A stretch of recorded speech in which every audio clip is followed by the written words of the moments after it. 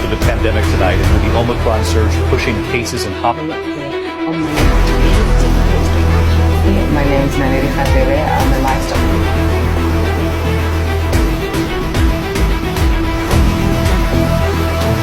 Observed an increase in cases.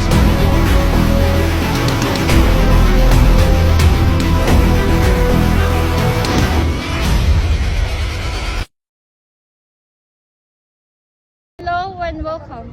Today we're going to talk about the important topic, which is viruses, especially the COVID-19. We'll talk about where it came from, how it spread, how many people were affected with this virus, and how government responded.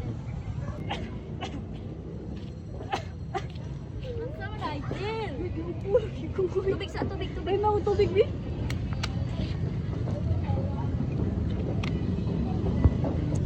Ano mas pihin nyo, Aiden? Mana, lisig sa kitas kung obvious na ay labot ko ay. Ano man na? Bukot lang ka, ani. Naging upo pa din ko bisipon.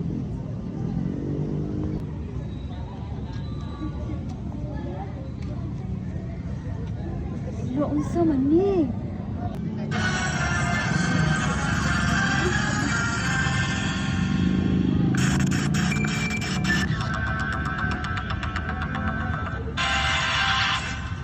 Magandang hapon po. 209 ang nadagdag sa mga kaso ng COVID-19 sa Pilipinas. Kaya lumampas na sa 6,000 ang COVID-19 cases sa bansa. Batay sa tala ng Department of Health as of 4 p.m. kanina. 29 naman ang nadagdag.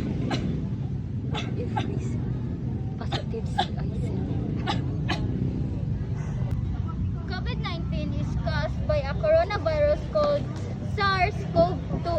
It was first identified in Wuhan City, Hubei province in China in December 29 when people got sick with pneumonia of unknown cause.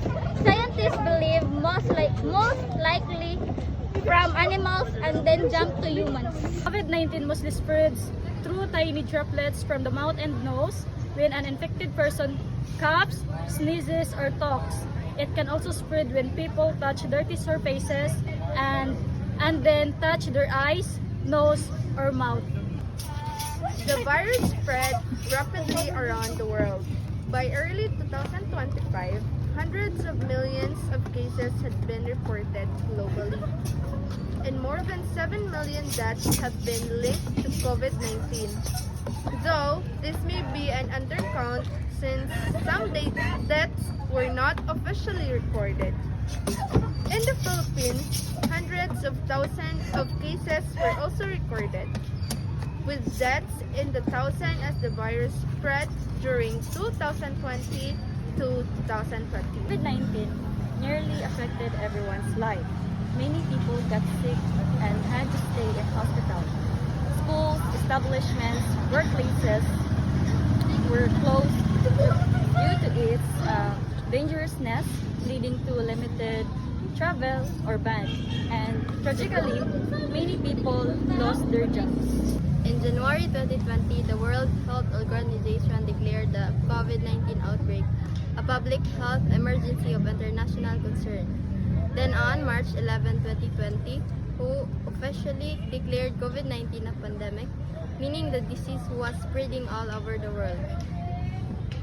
Governments across the world took action to slow the spread of the virus. Lockdowns and quarantine, travel restriction, testing and contact tracing, mask mandates. Health workers and frontliners work long hours to care for patients and protect communities. Here are some ways we can protect ourselves. First, wear face mask in a crowded areas.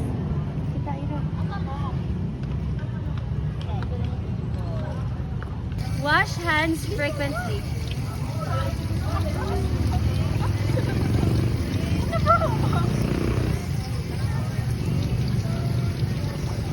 Use sanitizer.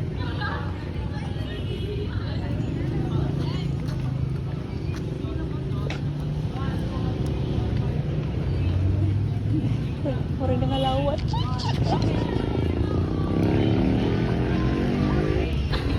Keep physical distance.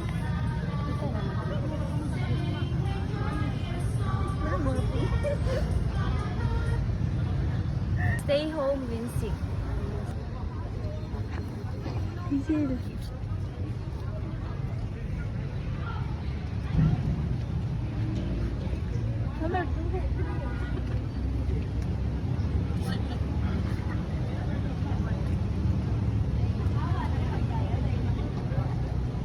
Get vaccinated and boosted.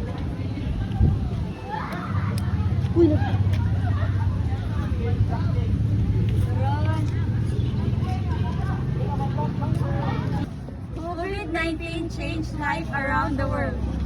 But by working together and following health guidelines, we can protect ourselves and others.